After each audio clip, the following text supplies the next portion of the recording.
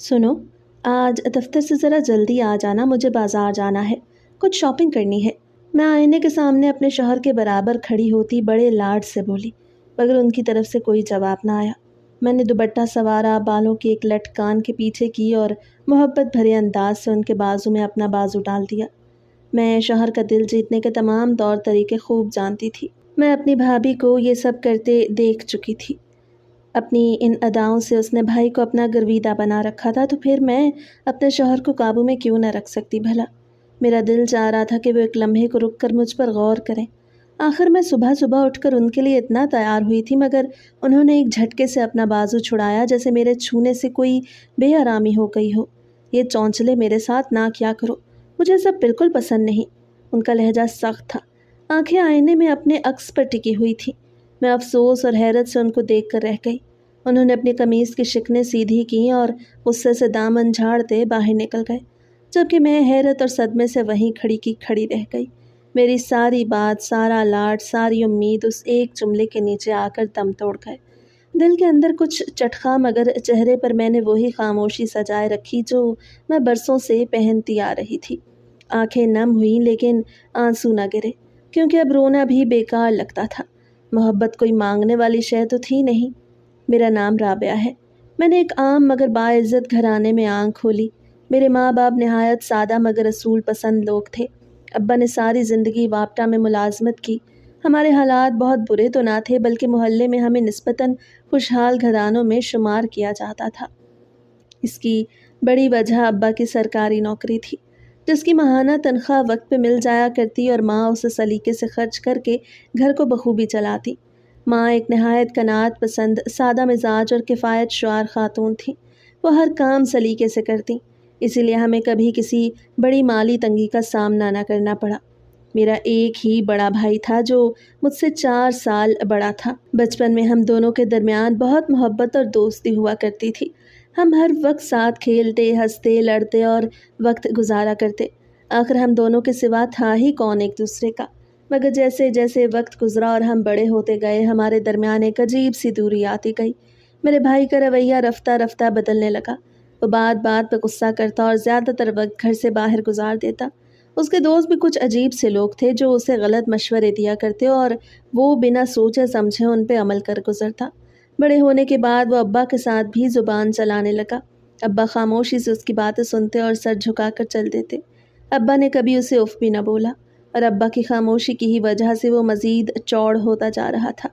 میں اکثر ماں سے کہتی کہ ابا کو اس کے منہ پر کم از کم ایک تھپڑ تو لگانا چاہیے تاکہ اپنے غصے کو کنٹرول کرنا سیکھے، مگر ماں ہنس کے ٹال دیتی، جوان اولاد پہ ہاتھ نہیں اٹھایا جاتا، اللہ ہی اسے ہدایت دے تو دے۔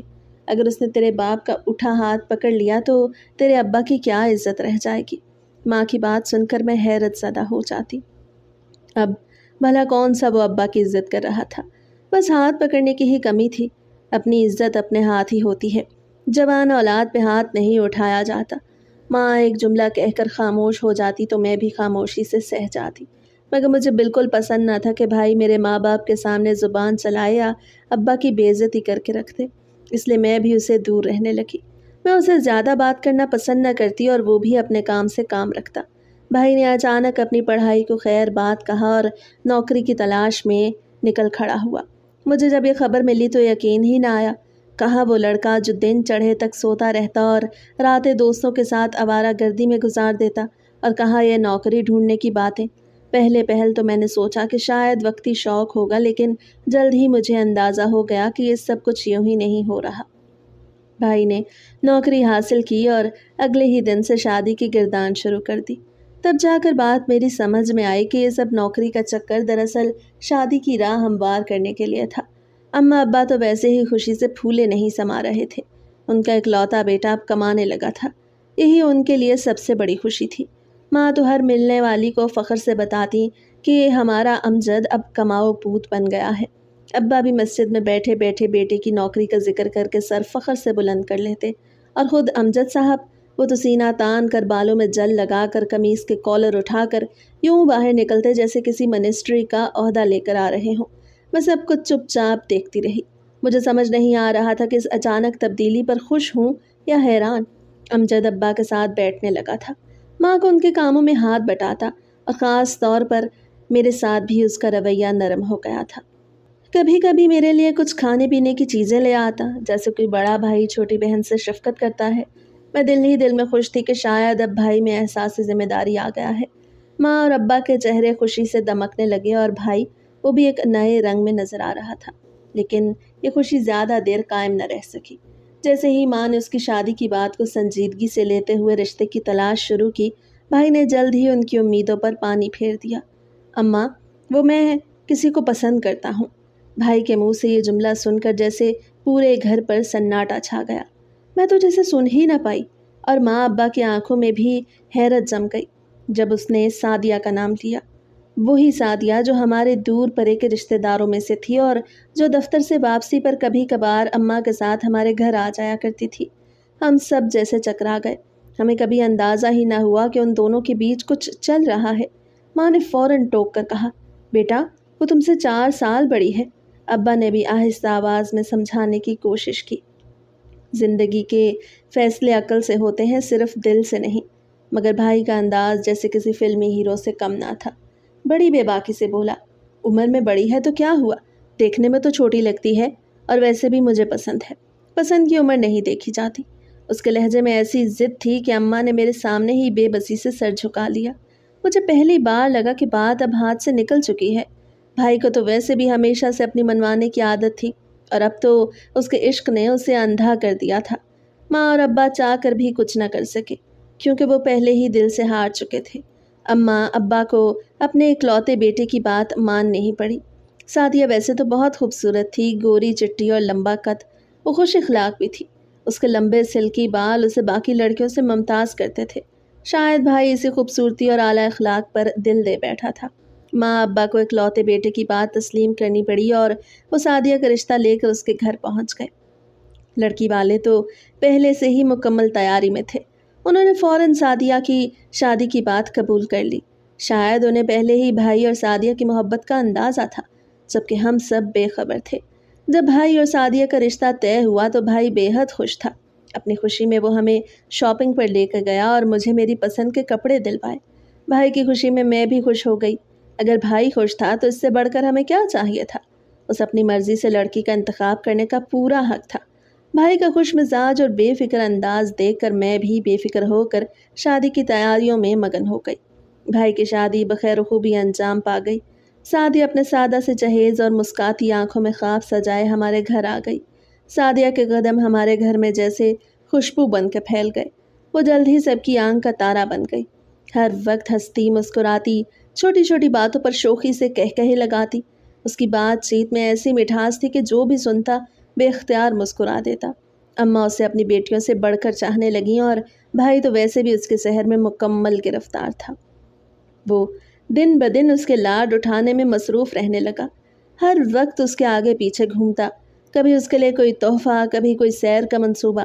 سعدیہ کی آمد سے ہمارا گھر جیسے جنت کا منظر پیش کرنے لگا۔ ہر طرف خوشیاں ہی خوشیاں تھیں۔ گھر میں پہلی بار کسی بہو نے آ کر ایسا رنگ جما دیا تھا کہ سب حیران تھے۔ میں خود بھی سعدیہ کے حسن سلوک اور محبت بھرے انداز سے متاثر تھی۔ مجھے بھی بہنوں جیسا پیار دیا، اور جب بھی میں تھوڑی اداس ہوتی وہ مجھے اپنے مخصوص انداز میں ہنسا دیتی۔ میں سچ میں سمجھنے لگی تھی کہ بھائی نے واقعی ایک اچھا فیصلہ کیا ہے، لیکن یہ خوشیوں کا دور زیادہ دیر تک قائم نہ رہ سکا۔ رفتہ رفتہ چیزیں بدلنے لگیں۔ سعدیہ کا مزاج کسی انجانی وجہ سے بگڑنے لگا۔ وہ بات بات پہ خفا ہو جاتی، کبھی خاموشی سے گھنٹوں بیٹھی رہتی اور کبھی بنا کسی وجہ کے غصے میں آ جاتی۔ بھائی اب پہلے سے بھی زیادہ اس کے ارد گرد منڈلاتا رہتا۔ اس کا روٹھنا، ضد کرنا اور نخرے دکھانا جیسے معمول بن چکے تھے، اور بھائی وہ تو جیسے ہوش ہی کھو بیٹھا تھا۔ وہ سعدیہ کو منانے کے لیے کچھ بھی کرنے کو تیار ہوتا۔ گھر میں اکثر وہ دونوں ایک دوسرے کا ہاتھ تھامے صحن میں ٹہلتے دکھائی دیتے، کبھی لان میں کہے بکھیرتے، کبھی موٹر سائیکل پر باہر نکل جاتے۔ بھائی کی نگاہوں میں سعدیہ کے سوا کچھ نظر نہ آتا۔ مجھے سب کچھ بہت عجیب لگنے لگا۔ اکثر جب میں کچن میں کام کی غرض سے جاتی تو بھائی کو سعدیہ کے قریب بیٹھا پاتی۔ وہ اکثر اس کے کندھے پر ہاتھ رکھے یا کبھی بازو تھامے ہنسی خوشی باتیں کرتے نظر آتے۔ جیسے ہی مجھے دیکھتے ایک دم چونک جاتے۔ الگ ہو کر بھائی فوراً سے باہر نکل جاتا۔ میں حیران رہ جاتی، دل میں ایک عجیب سی کسک اٹھتی۔ ایسا پہلے کبھی نہیں ہوا تھا۔ ہمارے گھر میں ایسے بے باک مناظر کبھی کسی نے نہیں دیکھے تھے۔ ماں اور ابا بھی ان کے بدلتے حالات کو محسوس کرنے لگے۔ گھر میں تمہاری جوان بہن موجود ہے، کچھ لحاظ کیا کرو۔ ایک دن ماں نے بڑی نرمی سے بھائی کو سمجھانے کی کوشش کی، تو پھر اس بہن کو بھی رخصت کر دیں، گھر میں بٹھا کر رکھنے کا فائدہ؟ اس کی بھی یہی سب کرنے کی عمر ہے جو میں کر رہا ہوں۔ بھائی کی زبان اور انداز نے جیسے ماں کے دل پر چوٹ لگا دی۔ وہ چپ چاپ منہ پر ہاتھ رکھ کے بیٹھ گئیں، جیسے الفاظ ہی ان کا ساتھ چھوڑ گئے ہوں، اور میں شرم سے زمین میں کڑ گئی۔ گھر کا ماحول رفتہ رفتہ بدلنے لگا۔ جہاں کبھی میں اور بھائی بے تکلفی سے ہنستے بولتے تھے، وہاں اب ایک خاموشی سی چھا گئی تھی۔ اب بھائی کا مرکز توجہ صرف سعدیہ تھی، اور سعدیہ، وہ تو جیسے گھر میں ایک نئی حکومت لے آئی تھی۔ اس کے آنے سے ماں اور ابا بھی بدلنے لگے۔ وہ بھی اب سعدیہ کی ہر بات پہ سر ہلاتے اور اس کی چھوٹی چھوٹی خواہشوں کو فوراً پورا کرنے کی فکر میں رہتے۔ شروع میں تو مجھے خوشی ہوئی کہ ہمارا گھر ایک خوشحال زندگی کی طرف بڑھ رہا ہے، لیکن پھر کچھ باتیں دل کو چبھنے لگیں۔ سعدیہ کی آنکھوں میں ایک ایسی اجنبیت تھی جو مجھے روز محسوس ہوتی۔ وہ کبھی کبھی عجیب نظروں سے مجھے دیکھتی، جیسے میری موجودگی اسے ناگوار گزر رہی ہو۔ پہل میں نے اس کو نظر انداز کیا، مگر پھر اس کے انداز بدلنے لگے۔ کبھی وہ باتوں ہی باتوں میں کہہ دیتی، تو یہ شادی کے قابل ہو گئی ہے، لڑکیاں کب تک والدین کے سروں پر بوجھ بنی رہتی ہیں۔ اور کبھی بھائی سے کہتی، ہمیں بھی تو تھوڑی پرائیویسی چاہیے، گھر چھوٹا ہے، کوئی گوشہ ہی نہیں جہاں ہم سکون سے بیٹھ سکیں۔ بھائی خاموش رہتا یا سر ہلا دیتا، مگر اس خاموشی میں بھی ایک ہاں چھپی ہوتی، ایک منظوری جس نے مجھے اندر تک توڑ دیا۔ ایک دن میں نے ماں اور سعدیہ کو ایک ساتھ بیٹھے دیکھا۔ سعدیہ دھیرے لہجے میں کچھ سمجھا رہی تھی اور ماں سر ہلا رہی تھی۔ میں قریب ہوئی تو گفتگو بدل گئی، لیکن چہروں کی سنجیدگی بہت کچھ کہہ گئی۔ شام کو بلی تھیلے سے باہر آ ہی گئی جب ماں نے میری شادی کی بات چھیڑ دی۔ رابعہ، تم بڑی ہو چکی ہو، اب تمہارے لیے بھی گھر بسانے کا وقت آ گیا ہے۔ ہم نے تمہیں پڑھنے دیا، لیکن اب تمہاری شادی کے بارے میں سنجیدگی سے سوچنا پڑے گا۔ ماں کی بات سن کر میں اندر ہی اندر لرز گئی۔ ماں، مجھے ابھی پڑھنا ہے، میری کچھ خواہشیں ہیں، کچھ خواب ہیں، ابھی میں کسی رشتے کے لیے تیار نہیں ہوں۔ میری بات مکمل بھی نہ ہوئی تھی کہ ماں کا لہجہ بدل گیا۔ تمہارے خوابوں کا کیا، جب گھر میں اور بھی لوگ رہ رہے ہیں؟ بھائی اور سعدیہ کو بھی تو اپنی زندگی جینے کا حق ہے۔ تمہاری موجودگی اب ان کے بیچ ایک دیوار بنتی جا رہی ہے۔ کہ سن کر جیسے کسی نے میرے سینے پر پتھر رکھ دیا ہو۔ میں تو کبھی سوچ بھی نہیں سکتی تھی کہ بھائی کے لیے میری موجودگی ایک مسئلہ بن چکی تھی۔ وہ بھائی جو میرا محافظ تھا، آج خاموش تماشائی بن کر سعدیہ کے پیچھے کھڑا تھا اور مجھے گھر سے نکالنے کی جلدی میں تھا۔ اماں، میں کون سا ان کی راہ میں رکاوٹ بن رہی ہوں؟ میں نے تو کبھی سعدیہ کو کچھ نہیں کہا۔ صدمے سے میری آواز بھاری ہو گئی۔ دیکھ بیٹی، لڑکیوں کو بیاہ کر چلے جانا ہوتا ہے۔ ماں باپ کا گھر بیٹے اور بہو کا ہی ہوتا ہے۔ جلد یا بدیر یہ کام تو کرنا ہی ہے۔ ابھی موقع ملا ہے، ایک اچھا رشتہ آیا ہے، وہ لوگ کل شام کو آ رہے ہیں، تم بس اچھے سے تیار ہو جانا۔ میں چپ چاپ ماں کی بات پہ سر ہلا گئی۔ میری آنکھوں میں آنسو تھے، مگر زبان پر ایک لفظ نہ آیا۔ میرے دل میں طوفان مچا ہوا تھا، لیکن لب خاموش تھے۔ اس رات میں نے ساری رات جاگ کر گزار دی۔ دل میں ایک دعا تھی، ایک امید کہ شاید کوئی معجزہ ہو جائے، کوئی میری آواز سن لے، کوئی میری مرضی پوچھ لے۔ لیکن صبح ہوئی تو ماں کی آواز دروازے پر گونجی، رابعہ، مہمان سر شام ہی آ جائیں گے، اٹھ کر تیاری شروع کر دے۔ رشتے والے آئے تو گھر میں ایک عجیب سی چہل پہل تھی۔ ماں نے سب کمرے سجوا دیے، بھائی خوشی خوشی میٹھے اور نمکین لے کر آیا، سعدیہ نے خود میری تیاری کروائی، میرے بالوں میں پھول لگائے، چہرے پر ہلکا سا میک اپ کیا، اور جب آئینے میں میرا عکس دیکھا تو مسکرا کر بولی، بالکل دلہن لگ رہی ہو۔ میرا دل جیسے کسی نے مٹھی میں جکڑ لیا۔ میں کچھ نہ بولی، صرف خاموشی سے اس کا چہرہ دیکھتی رہی۔ دل میں گہرا دکھ لیے میں بس چپ چاپ بیٹھ گئی۔ میرے خواب، میری خواہشیں، میری کتابیں سب کہیں پیچھے رہ گئے تھے۔ سامنے صرف وہ لوگ تھے جنہوں نے آ کر مجھے ایک نظر دیکھا اور ہاں کر دی۔ رشتے والے چلے گئے تو کچھ دیر بعد اماں اور بھائی خوشی خوشی کمرے میں آئے۔ رابعہ، مبارک ہو، وہ لوگ تمہیں بہت پسند کر کے گئے ہیں، کہہ رہے تھے جلد از جلد بات پکی کر دیں۔ بھائی کی خوشی دیکھ کر میرے دل کو ایک دھکا سا لگا۔ کتنی جلدی تھی اسے مجھے گھر سے نکالنے کی۔ میں نے دھندلائی آنکھوں سے ماں کو دیکھا۔ ماں، کیا واقعی یہ سب ضروری ہے؟ کیا میں ابھی کچھ اور وقت نہیں لے سکتی؟ میں نے بھیگے لہجے میں کہا تو ماں نے نرمی سے میرا ہاتھ تھام لیا، لیکن لہجے میں وہی ضد تھی جو ہمیشہ ہوتی ہے جب وہ کچھ طے کر لیتی تھی۔ بیٹا، ہم نے تمہیں پڑھنے دیا، اب وقت ہے کہ تم اپنے گھر کی ہو جاؤ۔ سعدیہ اور تمہارے بھائی کو بھی اپنی زندگی جینے کا حق ہے، اور وہ لڑکا بہت اچھا ہے، تمہیں خوش رکھے گا۔ اماں نے اپنی بات واضح کی اور چلتی بنی۔ بھائی بھی خاموشی کی ایک نظر مجھ پہ ڈال کر ماں کے پیچھے نکل گیا۔ اس کی وہ آنکھیں جن میں کبھی میری فکر ہوتی تھی آج خالی تھیں۔ میں نے وہ ساری رات جاگ کر گزاری، ایک ایک پل میری ذات کو نوچتا رہا۔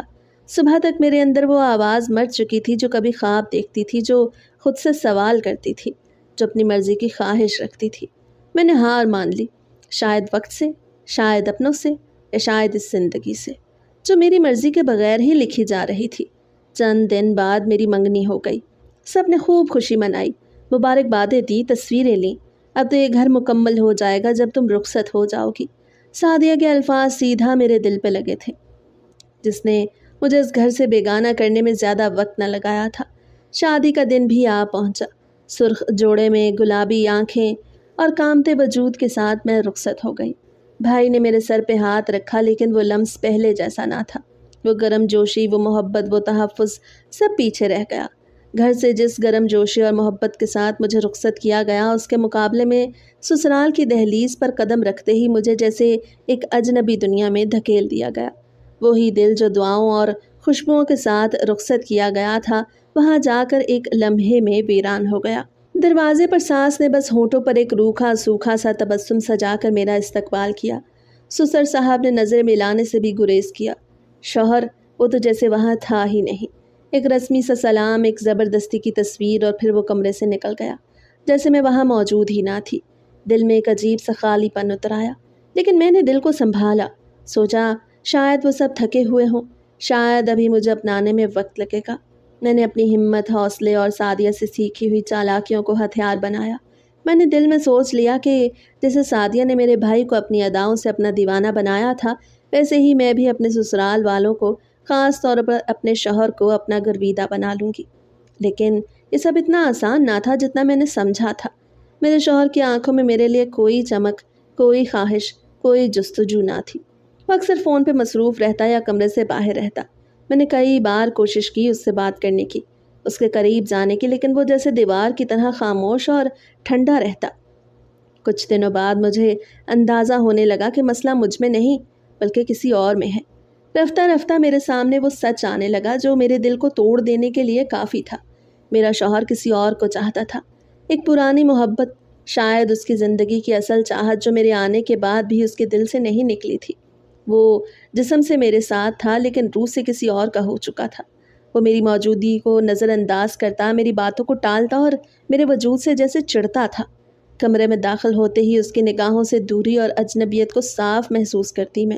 میرے سجنے سورنے، ہنسی خوشی، باتیں کرنے، اس کے لیے کھانے بنانے، کسی چیز کا کوئی اثر نہ ہوتا تھا۔ ساس سسر بھی میرے ساتھ روکھے اور خاموش تھے۔ گھر میں وہ محبت، وہ اپنائیت، وہ مسکراہٹیں جن کی میں نے امید کی تھی، وہ کہیں پہ بھی موجود نہ تھی۔ کئی بار راتوں کو میں چپکے سے روتی، تکیے میں منہ چھپا کر اپنی ہچکیاں دبا لیتی۔ میری ماں کی باتیں یاد آتی، بیٹا وہ تمہیں خوش رکھے گا، بہت نیک اور شریف ہے۔ لیکن یہاں نہ نرمی تھی، نہ محبت، نہ کوئی اپنائیت، بس ایک عجیب خاموشی، ایک مسلسل ٹھنڈا رویہ جو میری روح کو منجمد کرتا جا رہا تھا۔ پھر بھی میں نے ہار نہ مانی۔ میں نے ہر دن کو ایک نئی کوشش کے ساتھ شروع کیا۔ ہر صبح ایک نئی امید لیے اٹھتی کہ شاید آج وہ مجھ سے بات کرے، شاید آج وہ مجھے ایک نظر دیکھے، شاید آج وہ مجھے بیوی مان لے۔ لیکن وہ دن کبھی نہ آیا۔ میں ہار گئی۔ شوہر کی محبت اور مان شاید میرے نصیب میں لکھا ہی نہ تھا۔ میں نے اب اپنی محبت سے زیادہ خودداری کو ترجیح دینا سیکھ لیا۔ اگر وہ میرے ساتھ نہیں ہے تو میں خود اپنے لیے کافی ہوں۔ میں نے سوچ لیا تھا کہ جیسے زندگی نے میرے فیصلے خود کر لیے، اب میں بھی اپنی منزل خود تلاشوں گی۔ میرے لیے دن کاٹنا عذاب بن گیا۔ وہ گھر جیسے میں نے سسرال سمجھ کر اپنانا چاہا، میرے لیے اجنبی لوگوں کا ایک ایسا ڈھانچہ بن کے رہ گیا جہاں نہ کسی سے دل کی بات کہی جا سکتی تھی، نہ کسی سے اپنا دکھ بانٹا جا سکتا تھا۔ ہر طرف ایک خاموشی سی تھی، ایک بے رنگ سی زندگی اور ایک ایسی تنہائی جو میری روح کو اندر ہی اندر کھاتی جا رہی تھی۔ شوہر کی سرد مہری نے مجھے اندر سے توڑ کے رکھ دیا۔ وہ میرا وجود جیسے محسوس ہی نہ کرتا تھا۔ میں جتنی بھی کوشش کرتی وہ اتنا ہی مجھ سے دور ہوتا جاتا۔ دن بدن میرا دل بوجھل ہوتا گیا، ذہن منتشر اور دل اداس۔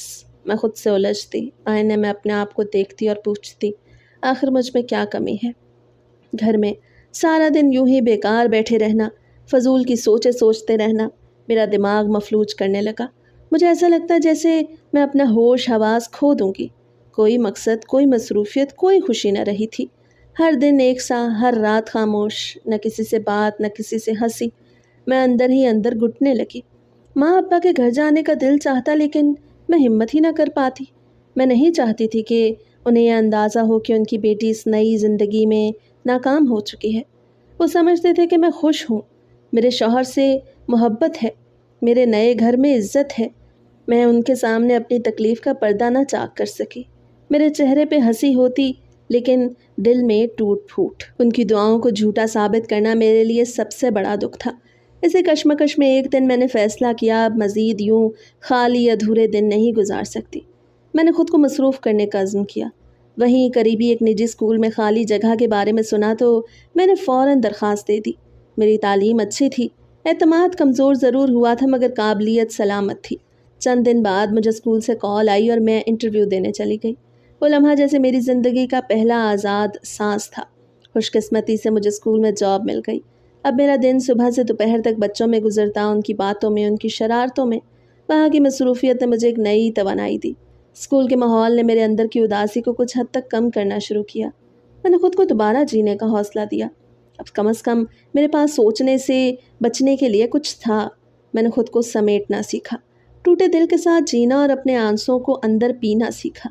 جب میں نے اسکول میں نوکری شروع کی تو میں کافی حد تک بدل گئی۔ بچوں کے ساتھ وقت گزارنا، ان کی باتیں سننا، انہیں پڑھانا، سب کچھ ایک خوشگوار مصروفیت بن گیا۔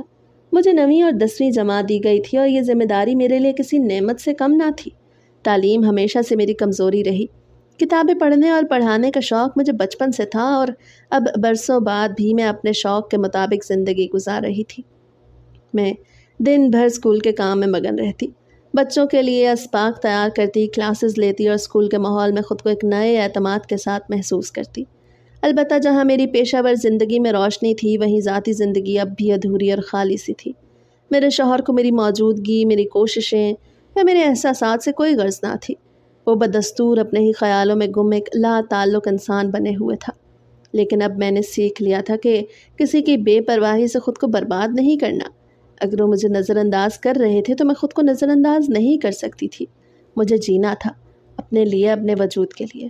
سلمان میرے ان شاگردوں میں سے تھا جو ہمیشہ کلاس میں سب سے نمایاں نظر آتا، لیکن یہ نمایاں ہونا صرف پڑھائی میں نہیں تھا، بلکہ اس کی نظریں، اس کے جملے، اس کا رویہ، سب کچھ اور ہی کہانی سناتا تھا۔ وہ آتے جاتے مجھے بے باک انداز میں دیکھتا، کبھی کوئی چبھتا ہوا جملہ کہہ دیتا اور کبھی مذاق میں کچھ ایسا بولتا جو سیدھا دل پہ لگتا۔ شروع میں اسے روکنے کی پوری کوشش کی اور اسے سمجھانے کی بھی کوشش کی، مگر وہ نہ بدلا۔ رفتہ رفتہ میں نے محسوس کیا کہ اس کی نگاہوں میں میرے لیے ایک نرم سا جذبہ ہے۔ وہ احترام نہیں تھا، کچھ اور تھا، کچھ ایسا جسے میں برسوں سے ترس رہی تھی۔ مجھے اس کی آنکھوں میں سب کچھ دکھائی دیا جو مجھے اپنے شوہر کی آنکھوں میں کبھی نہ ملا۔ وہ توجہ، وہ دلچسپی، وہ احساس جو ایک عورت اپنے شوہر سے مانگتی ہے۔ سلمان مجھے بنا مانگے دینے لگا۔ وہ جب بھی مجھ سے کوئی بات کرتا، چاہے وہ بات بے تکی ہی کیوں نہ ہو، میرے اندر ایک عجیب سا سکون اترنے لگتا۔ میں خوش ہونے لگی، ہلکی مسکراہٹ میرے ہونٹوں پہ رہنے لگی، جیسے کسی نے میرے سناٹے میں بولنا سیکھ لیا ہو۔ شاید میں غلط تھی، شاید کمزور، مگر سچ یہ تھا کہ میں عورت تھی اور میرے اندر بھی جذبات تھے۔ وہ جذبات جو برسوں سے دبے تھے، وہ خواہشیں جو میری شادی کے بعد مٹی ہو گئی تھیں، اب سلمان کی نظروں، باتوں اور توجہ سے جیسے دوبارہ سانس لینے لگی تھی۔ سلمان کی بے باکی بھی دن بدن بڑھتی جا رہی تھی۔ شاید میرا رویہ اسے حوصلہ دے رہا تھا۔ سلمان سے دوستی اب اس حد تک پہنچ چکی تھی کہ دن کی مسکراہٹیں اور اسکول کی نظریں اب کافی نہیں لگتی تھیں۔ ایک دن جب میرے ساس سسر اور شوہر کسی کام کے سلسلے میں شہر سے باہر گئے تو میرے دل میں نہ جانے کیا آیا۔ تنہائی اور خاموشی سے بھرے اس خالی گھر میں نے سلمان کو بلا لیا۔ بس تھوڑی دیر کی بات ہے، کوئی دیکھے گا بھی نہیں، میں نے خود کو تسلی دی۔ وہ آیا تو میں نے جلدی سے دروازہ بند کر لیا۔ ہم اس خاموشی کے ساتھ وقت گزارنے لگے جو میرے دل کے اندر سالوں سے گونج رہی تھی۔ ہم ہنسے، باتیں کیں اور پھر نہ جانے کب یہ بے چینی اس حد کو چھو گئی کہ میں خود کو روک نہ پائی۔ وقت جیسے تھم گیا ہو، مگر وہ لمحے زیادہ دیر چھپ نہ سکے۔ اچانک دروازہ کھلنے کی آواز آئی تو میرے ہاتھ کانپنے لگے۔ घबराहट में मैंने जल्दी से कमरे का दरवाज़ा खोला तो सामने का मंजर देखकर साकित रह गई। दरवाजे से मेरे शौहर और सास ससुर अंदर दाखिल हो रहे थे। ना जाने क्यों वो सब जल्दी वापस आ गए। तुम क्या कर रही हो? मैंने जल्दी से दरवाज़ा बंद करके अंदर घुसने की कोशिश की, मगर मेरा शौहर भांप गया। वो लपक कर आया और दरवाजे पर हाथ रखकर मुझे दरवाज़ा बंद करने से रोक दिया। मैंने ज़ोर लगाया मगर उसने एक झटके से दरवाज़ा खोल दिया। सामने का मंजर ऐसा था जो शायद किसी भी रिश्ते को तोड़ कर रख दे। मैं और सलमान दोनों ही ऐसी हालत में थे जो किसी वजाहत की मोहताज ना थी।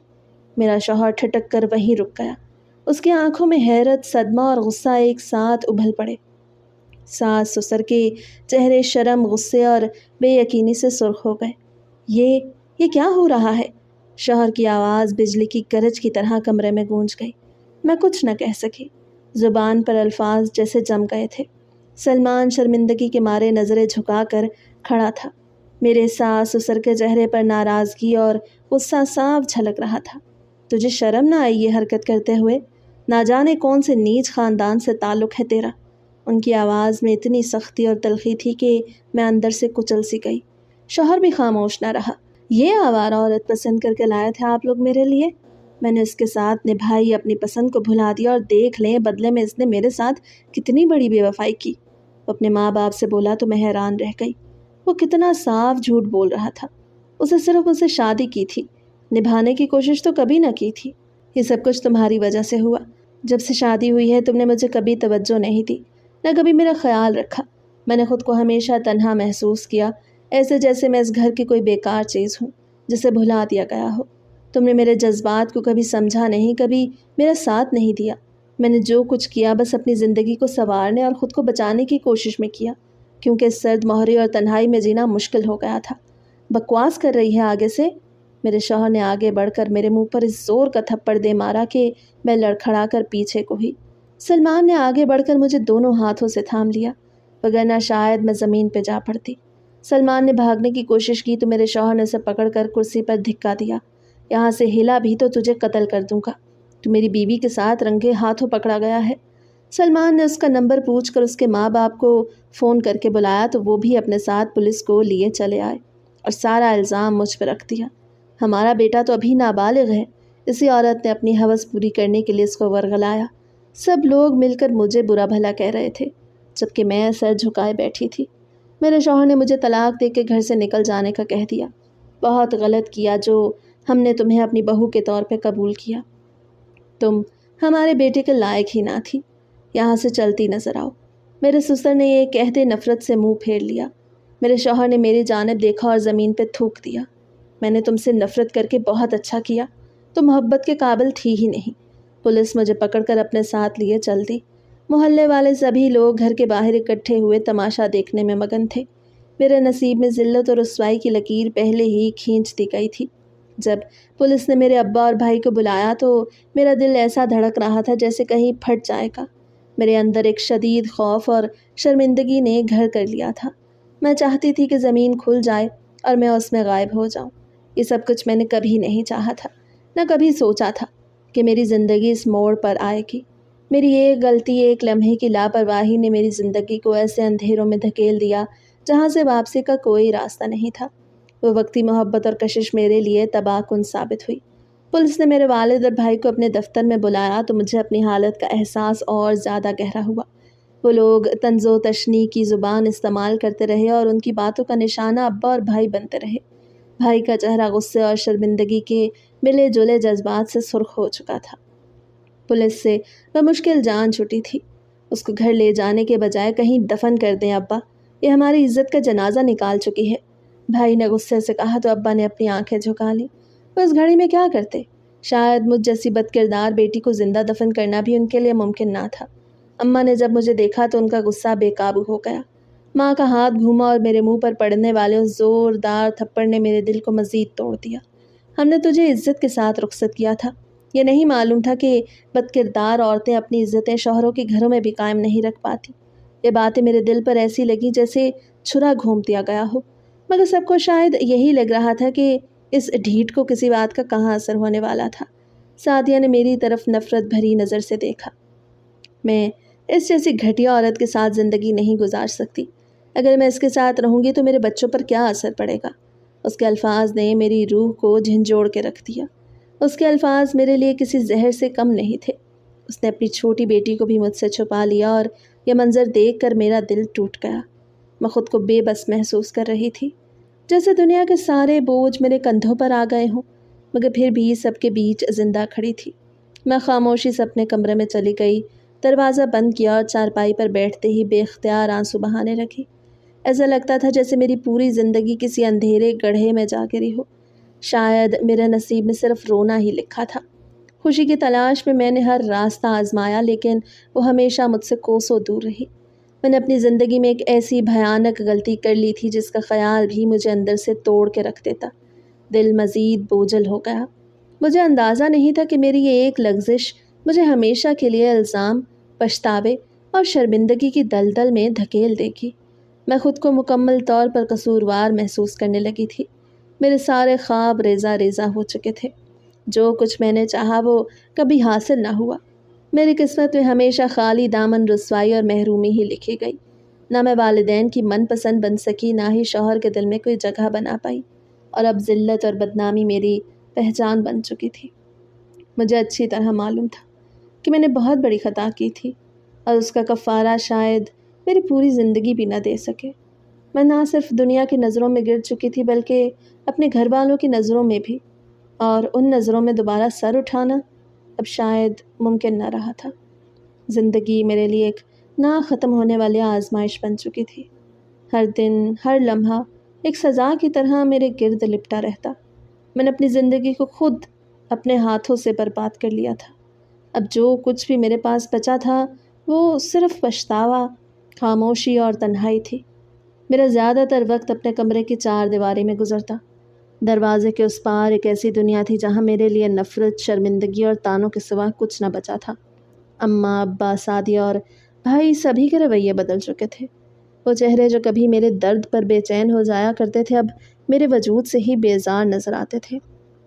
اگر کبھی میں کمرے سے باہر نکلتی تو سعدیہ اپنی بچیوں کو فوراً اپنی باہوں میں سمیٹ لیتی، جیسے میں کوئی نحوست کا سایہ ہوں جو ان پہ آ نہ جائے۔ وہ مجھ سے نظریں چرا کے کہتی، دور رہو، کہیں اپنی پھپھو پر نہ چلی جائیں۔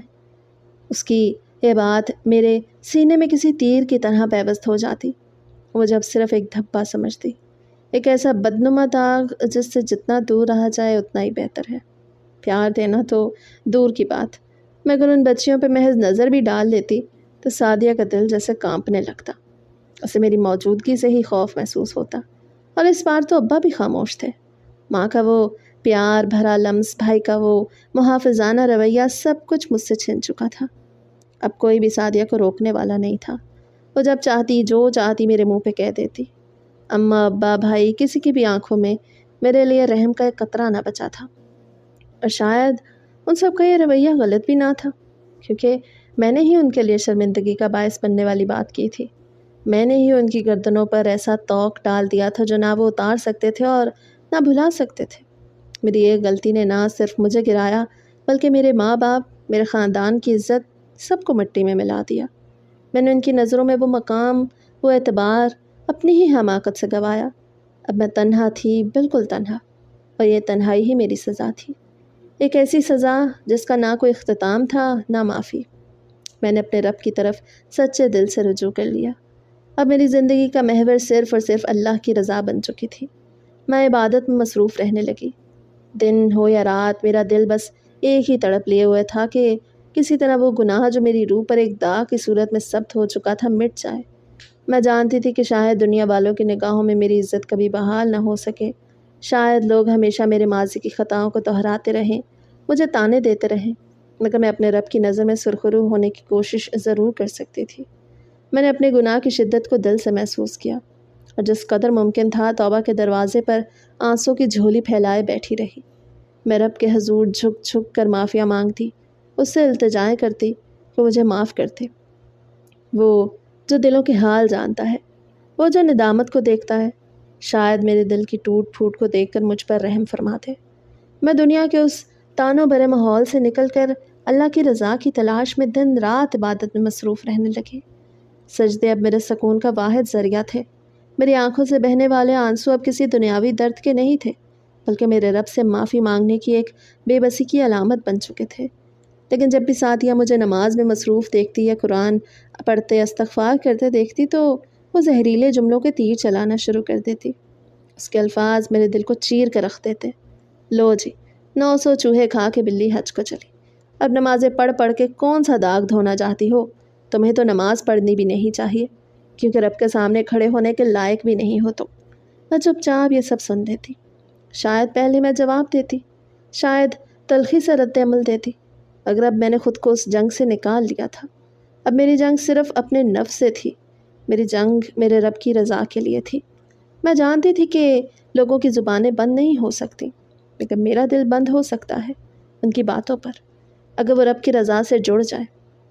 میں نے تہیہ کر لیا تھا کہ جب تک سانس ہے میں سجدوں میں جھکی رہوں گی، اپنی خطاؤں کی معافی مانگتی رہوں گی، کیونکہ یہ دنیا تو دھوکہ ہے، اصل انصاف تو اللہ کے دربار میں ہونا ہے، اور میں اس دن کے لیے خود کو تیار کر رہی تھی۔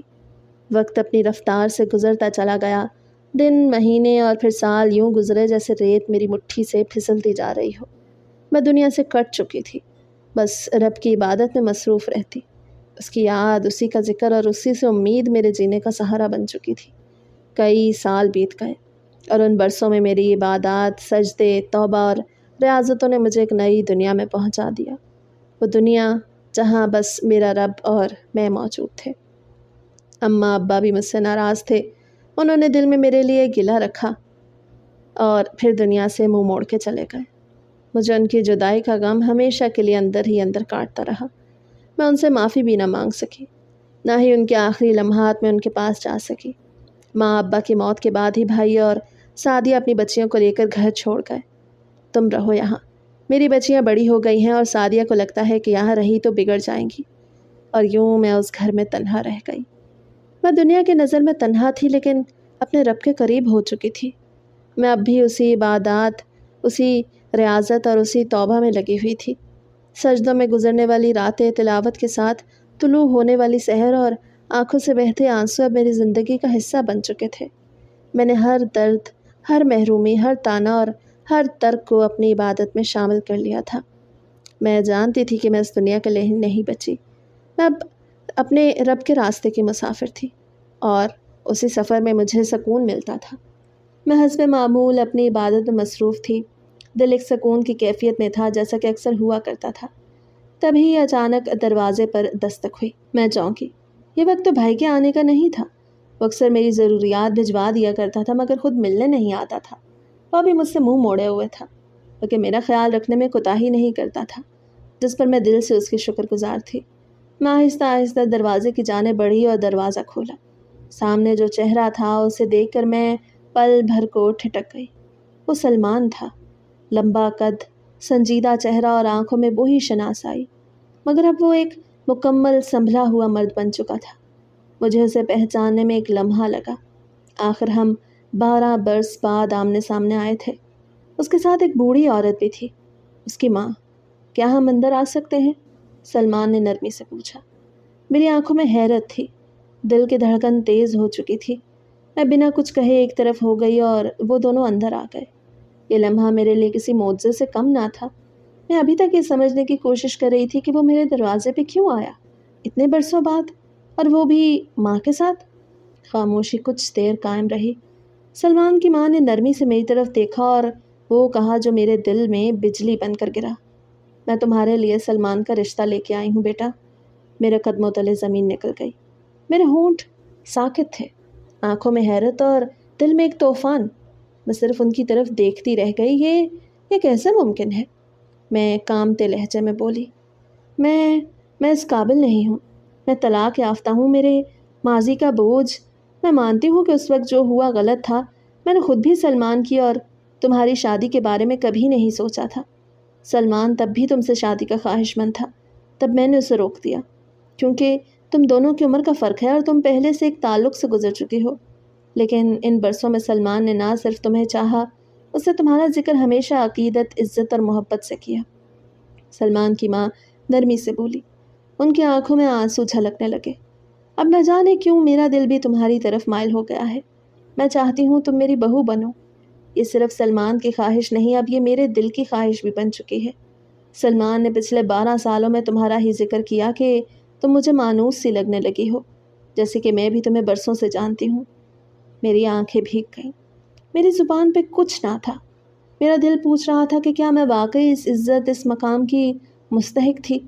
سلمان خاموشی سے مجھے دیکھ رہا تھا، جیسے وہ برسوں سے صرف اسی لمحے کا انتظار کر رہا ہو۔ یہ سب کیسے ممکن ہے بھلا؟ میں سرگوشی کے سے انداز میں بولی۔ مجھے ابھی تک کچھ سمجھ نہ آ رہا تھا۔ سب کچھ ممکن ہے، میں نے ان 12 برسوں میں کسی اور کے بارے میں سوچا تک نہیں۔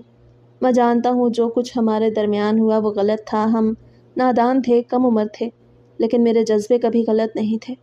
میں آج بھی تمہیں اسی شدت سے چاہتا ہوں۔ سلمان دھیرے مگر مضبوط لہجے میں بولا تو میں اسے دیکھ کے رہ گئی۔ اس کی آواز میں سچائی تھی، محبت تھی اور ایک عزم تھا۔ مجھے اندازہ ہے کہ تم نے ان سالوں میں بہت کچھ سہا ہوگا۔ تمہاری تنہائی، تمہارا دکھ، سب سے باخبر ہوں، اور اب میں تمہیں یقین دلاتا ہوں کہ میں تمہاری ہر اذیت کو، ہر دکھ کو کم کرنے کی پوری کوشش کروں گا۔ میری آنکھوں سے آنسو بہنے لگے۔ رب کی رحمتوں کی ایک کرن میرے دروازے تک آ پہنچی تھی اور میں بس سوچ رہی تھی کہ شاید میری عبادتیں رنگ لے آئی تھی۔ مجھے سب کچھ خواب سا لگ رہا تھا۔ دل یقین کرنے کو تیار نہ تھا، مگر شاید یہی رب کی رضا تھی۔ شاید وہ چاہتا تھا کہ میری تنہائی، میری خاموشی، میری عبادتوں کے بعد اب میری زندگی میں خوشیوں کی روشنی اترے۔